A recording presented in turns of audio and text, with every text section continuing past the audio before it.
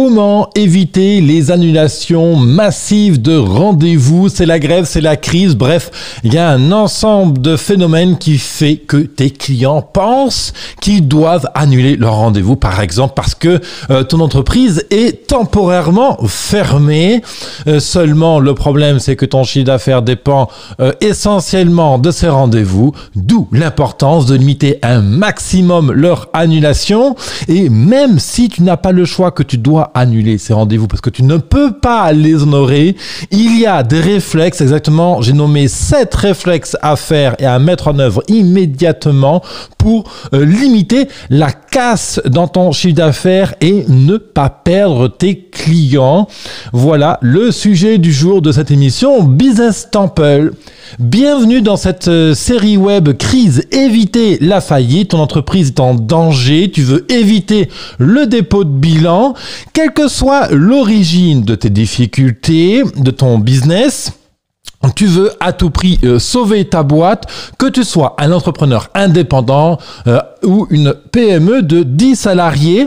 Découvre cette série web spéciale Crise, éviter la faillite, plan d'action d'urgence, mindset et les bons réflexes qui sauvent les business. Même si tu dois passer par la case cessation d'activité, découvre ce que tu dois faire aujourd'hui pour limiter tes pertes. Et même dans ce cauchemar, dans cette situation assez dommageable, évidemment, il y a des opportunités à saisir. Je te partage tout ça dans cette série web. Si tu ne me connais pas encore, moi je suis Levesque David, business mentor depuis 2014 et j'ai fondé cette émission justement à cette même date. Alors il se trouve que moi j'étais toujours entrepreneur depuis mes 14 ans. J'ai commencé sur les marchés aux puces et ensuite j'ai commencé à vivre mon propre business à mes 19 ans. J'ai aussi lancé plus de 15 business dans l'ensemble de mon parcours. Donc, commerce informatique, import-export, pâtisserie, consulting en France et en Inde. Et il se trouve que j'ai vécu une faillite importante. En 2013, je suis passé par les huissiers, interdiction bancaire, saisie sur compte, courrier douteux, jugement, devoir négocier la TVA, des sommes indues demandées par l'URSSAF, le travail au black, le télétravail, plein de choses comme ça.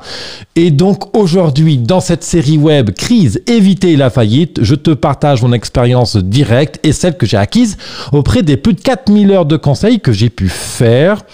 Ça se passe sur donc businesstemple.co/crise, une page spéciale qui regroupe l'ensemble des ressources nécessaires pour gérer ta situation difficile. Alors, dans cette série, comment éviter les annulations massives de rendez-vous, y a plein de choses. Alors évidemment, les 7 réflexes que je vais donner là maintenant ne sont pas exhaustifs. Il y a plein de choses qu'on peut faire, mais la première chose déjà, c'est de comprendre pourquoi tes clients veulent annuler les rendez-vous. Donc en général, c'est plutôt évident. Il y a la grève, tu peux pas aller chez eux, tu as été malade. Il y a un truc qui se passe. Donc déjà, c'est formuler ces aspects-là et être au clair dans sa tête. Maintenant, souvent, comment se passe l'annulation des rendez-vous? Alors, les gens t'envoient un SMS, ils te mettent un message sur WhatsApp, sur Facebook, ou ils t'appellent directement. Dans tous les cas, le premier réflexe, c'est de les appeler au téléphone, de les avoir en direct. Si les gens te contactent par email, SMS, WhatsApp, peu importe le moyen, pas d'écrit, du direct. Pour une raison très simple, c'est que l'écrit est toujours sujet à interprétation. Il n'y a rien de pire que l'interprétation dans le langage commercial, dans l'échange, dans la qualité de l'information et de la confiance, parce que les mots qui sont écrits peuvent être interprétés et mal pris, autant de ton côté que de celui de ton client. Ensuite, tout simplement, pourquoi appeler par téléphone? Parce que dans l'écrit, il y a une sorte de fuite, il y a une sorte de lâcher prise, on n'a pas toute la responsabilité nécessaire. Et nous, en tant qu'entrepreneurs, en tant que vendeurs, on veut garder le lien avec notre client. Donc, premier réflexe, c'est de l'appeler. Et quand on l'appelle, on va reformuler sa demande pour montrer qu'on a bien compris sa situation. Exemple. Bonjour Monsieur Moulin, j'ai bien reçu votre email concernant l'annulation de notre contrat, de notre rendez-vous, etc. Je me permets de vous rappeler pour voir qu'est-ce qu'il en est et quelle est votre décision, qu'est-ce que vous pensez, quelle est la difficulté, comment vous voyez les choses. Voilà, on va poser une question ouverte. Deuxième réflexe, c'est tout simplement de dire « je comprends ». Je comprends. Oui, Monsieur Mougin, j'ai compris la situation. Vous demandez X, Y, Z. Je comprends que ce soit très inconfortable pour vous. Je comprends que il y a derrière ça, tu me mets ce que tu as envie. Je comprends. Alors c'est vrai que ce réflexe, c'est un peu compliqué des fois à appliquer parce qu'on a notre ego qui dit « Putain, de Dieu, je te l'avais dit que c'était comme ça qu'il fallait faire. Tu peux pas écouter un peu des fois. De Dieu. » Et il y a un peu de colère comme ça. On veut avoir raison, on veut garder la main, on veut garder le contrôle sur cette situation. Des fois aussi, on pense que dire « je comprends », c'est quelque part dire « j'accepte ». Non, c'est dire « je comprends », c'est différent de « j'accepte ». Je comprends que, j'accepte ensuite que ça. Par contre, sur ce point-là, voici ce que je vous propose. Voilà un exemple concret. Premier point, donc je reformule. Deuxièmement, je dis « je comprends » parce que je comprends d'un point de vue psychologie, d'un point de vue gestion de crise. Ça permet tout simplement de faire passer le message à votre interlocuteur que vous avez reçu son message. Que vous soyez d'accord ou pas, la question n'est pas là. C'est juste dire « je comprends votre position ». Voilà. Et après, vous allez débattre. Troisième réflexe, c'est de reformuler donc la demande du client qui est d'annuler son rendez-vous et de ne pas parler d'annulation mais de report. Parce que si ton client accepte la reformulation du report, eh bien évidemment, ça vous ouvre les perspectives. Donc par exemple de poser un rendez-vous dans un mois par exemple, si c'est une crise importante, si c'est une grève, si c'est une crise là parce que les commerces sont tous fermés en ce moment, peu importe. Ok ? Et le fait de parler de report, c'est en langage commercial un pied dans la porte pour être autorisé à contacter votre client plus tard. Dans certaines situations, je pense surtout aux grèves ou à la crise là que nous sommes en train de vivre en ce moment par rapport au coronavirus, on ne sait pas exactement combien de temps ça va durer. Et des fois, justement, dans cette situation de crise, on ne sait pas quand est-ce qu'on va pouvoir être en mesure de livrer son client. Parfois aussi, nous sommes en faillite parce que il y a une carence grave de trésorerie. On ne peut pas commander le matériel que notre client nous a commandé et ça nous pose problème. Donc, on ne peut pas dire à quel moment on va livrer le client. Et donc, c'est pour ça qu'on va parler de report et on va proposer une date de rappel. Donc là, c'est juste, voilà, je parle de report, je reformule. Oui, bonjour Monsieur David, ça va pas là, je dois annuler le rendez-vous parce que vous pouvez pas venir chez moi. Ok, Monsieur Mougin, merci d'avoir rappelé aujourd'hui. Je comprends votre situation, que vous demandez l'annulation l'annulation et ou le report du rendez-vous. Moi, aujourd'hui, dans cette situation bien spécifique, voici ce que je propose. 1, 2, 3, 4. Dans votre situation, je propose A et B. Monsieur Mougin, ce que je vous propose, c'est tout simplement qu'on se mette un petit appel à telle date ou qu'on refixe le rendez-vous. Vous voyez, on va vraiment chercher quelque chose comme ça. Ok, je comprends. Voici ce qui se passe aujourd'hui. Voici comment je gère la situation 1, 2, 3, 4. Vous voyez une liste très claire, quelques points. Et bien sûr, quatrième réflexe, c'est de proposer un rendez-vous. Quand cela t'est possible, quand la situation te permet d'avoir la visibilité nécessaire, comme je l'ai précisé, tu poses un rendez-vous directement. Même si tu ne sais pas quand est-ce que vont se terminer les grèves ou cette fermeture obligatoire de magasin ou ton interdiction d'exercer ou peu importe pourquoi il y a une crise aujourd'hui dans ton business, fais une présupposition. Si tu sais que ton business va pouvoir redémarrer à la normale dans environ un mois, eh bien commence à rebooker les rendez-vous dans un mois. Quitte plus tard, encore une fois, malheureusement, à devoir rappeler tes clients pour les décaler. Mais mieux vaut nourrir le lien avec tes clients plutôt que de le perdre. Donc, quatrième point, quand tu peux, positionne un rendez-vous dans un délai qui te semble correct. Cinquième réflexe à avoir pour éviter les annulations massives de rendez-vous, c'est d'obtenir une autorisation de rappel de ton client. Alors, qu'est-ce que ça veut dire? C'est une technique de vente qui permet d'avoir la permission, en fait. C'est-à-dire qu'on va demander au client son autorisation pleine et entière que je puisse le rappeler. Et donc, bien sûr, quand j'obtiens l'autorisation de rappel de mon client, ben ça veut dire que je suis donc légitime, autorisé à le rappeler dans un certain délai. Évidemment, pas dans un an, parce que dans un an, le client l'aura oublié. Mais là, le client, il te donne son accord pour entretenir le lien. Et donc, comme il te donne son accord, eh bien, tu peux le recontacter. Et du coup, bah, tu n'as pas l'impression de le déranger. 2, tu ne fais pas de la prospection commerciale parce que tu es autorisé à la rappeler. 3, le client attend ton appel. Et 4, vous continuez à nourrir le lien qui vous unit aujourd'hui. Donc c'est super important, hein. On appelle ça le permission marketing, demande l'autorisation de garder le lien avec ton client. Par exemple, Monsieur Mougin, je comprends aujourd'hui là que vous demandez le report de votre rendez-vous. On a fixé aujourd'hui un nouveau rendez-vous le 5 juin à 14h. D'ici là, est-ce que vous me permettez de vous rappeler pour vous donner des nouvelles de la situation? Est-ce que d'ici là, vous me permettez de vous envoyer de vous faire un petit appel pour vous donner des news ou des infos? Voilà.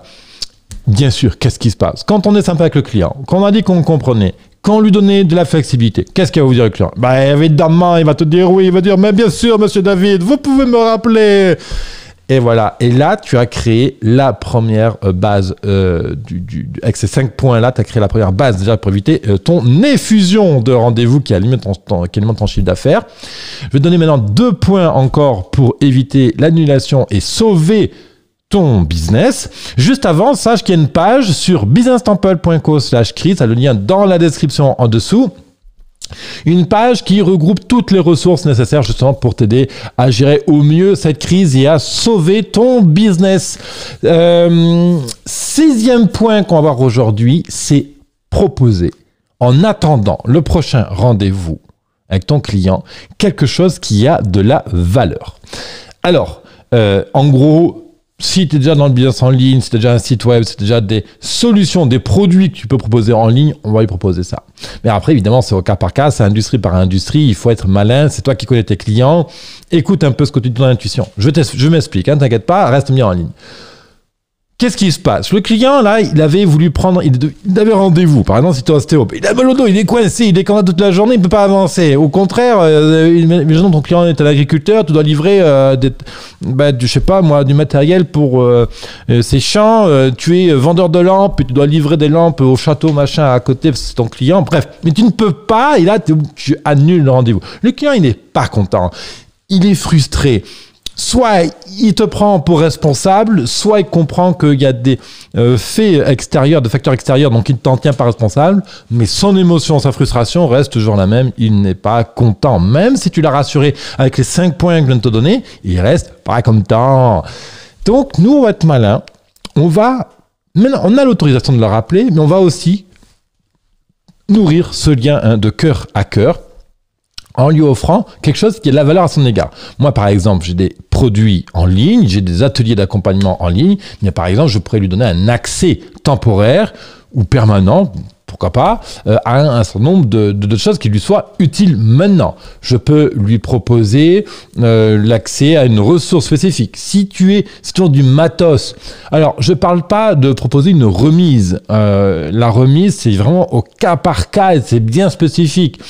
Là, on parle bien d'annulation de rendez-vous pour des conditions qui sont, la plupart du temps, pour lesquelles tu n'as pas de pouvoir dessus, ok? Donc, imaginez qu'est-ce que tu peux offrir à ton client en attendant. Voilà, il y a une réflexion à avoir là-dessus. J'ai pas de réponse, c'est au cas pas de réponse à toute faite, je veux dire. C'est au cas par cas, il faut réfléchir. Voilà, mais globalement, c'est assez facile d'enregistrer un contenu en vidéo comme ici, d'écrire un document, d'envoyer un bouquin, d'envoyer un courrier, de pouvoir partager un document, une vidéo en ligne. Voilà, il y a pas mal de choses. Ça peut être simplement tes top 5 articles sur ton blog, une super émission déjà enregistrée sur YouTube. Bref, il y a plein de choses qu'on peut offrir pour aider. 7e réflexe à avoir pour bien gérer cette crise d'annulation de rendez-vous, pour bien les reporter, ne pas perdre le lien avec tes clients, te tenir ta promesse de les rappeler. Parce que, bah oui, en cinquième point, on a demandé l'autorisation de les joindre. Évidemment, il faut tenir notre promesse. Il faut les joindre derrière, ok? Que ce soit après, tu les joindre par email, message vocal ou téléphone direct. Bon, après, tu feras ton choix. C'est au cas par cas, encore une fois. Ça dépend de la taille de ton business. Septième point. Et là, il n'y a pas d'impasse à faire sur ce septième point, ok? C'est mets-moi à jour un fichier Excel avec tous les gens qui annulent les rendez-vous.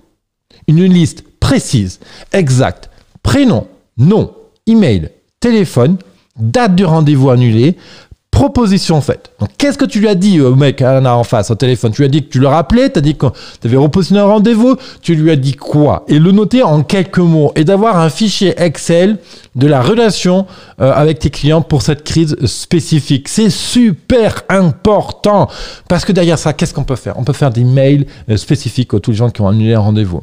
On sait où on en est exactement dans la gestion de la crise. On peut estimer le chiffre d'affaires perdu ou le manque à gagner ou le chiffre d'affaires potentiel qu'on va pouvoir récupérer par la suite. Alors évidemment, tout dépend de ton business. C'est comme je dis, hein, si t'es restaurateur, le café que t'as pas vendu ce matin, tu le vendras pas demain. Hein. Le gars, il va pas prendre deux cafés demain matin pour te faire plaisir. Ça, c'est une évidence. Mais cette liste nous permet un suivi et par la suite, t'ouvrira des opportunités de marketing bien spécifiques auprès de cette liste-là. Et si, imaginons que cette effusion de rendez-vous, d'annulation de rendez-vous, qui a un impact direct sur ton chiffre d'affaires est de ta faute, imaginons que c'est le cas pour X raisons, eh bien, ça permettra d'engager une communication spécifique de crise auprès de ces 50, de ces 100, de ces 200, de ces 1000 personnes spécifiquement touchées par cette crise. Okay? Parce que toute ta base de clients n'est pas concernée par cette annulation de rendez-vous. Je prends un exemple d'un ostéo que j'accompagne là sur Marseille. Il y a une base de plusieurs centaines d'emails de gens qui, comme clients potentiels, comme clients sur Marseille. Typiquement, sur le mois de mars, il va avoir peut-être 20, 30, 40 rendez-vous qui vont devoir être annulés. C'est pas la peine d'embêter toute sa base email avec ton annulation de rendez-vous, tout simplement. Ok. Donc là, on va juste shooter des petits emails, faire une communication bien spécifique sur ces personnes concernées. Voilà pour cette émission, comment éviter les annulations de rendez-vous, cet réflexe à faire pour maintenir ton chiffre d'affaires et à défaut de le reporter, pour pouvoir le reporter, pardon. Retrouve l'ensemble des ressources de cette série web Crise, éviter la faillite sur businesstemple.co/crise. T'as le lien encore une fois dans la description. Très important, ça met la vidéo, tu peux la liker, mettre un pouce en l'air, la partager, t'abonner à ma chaîne YouTube, ma page Facebook. Sache aussi que tu peux me retrouver sur iTunes, Spotify, Deezer et toutes les autres plateformes de distribution de vidéos et de podcasts. Et moi, j'attends sur cette page privée businesstemple.co/crise. Merci à toi. À bientôt pour une prochaine vidéo spéciale crise.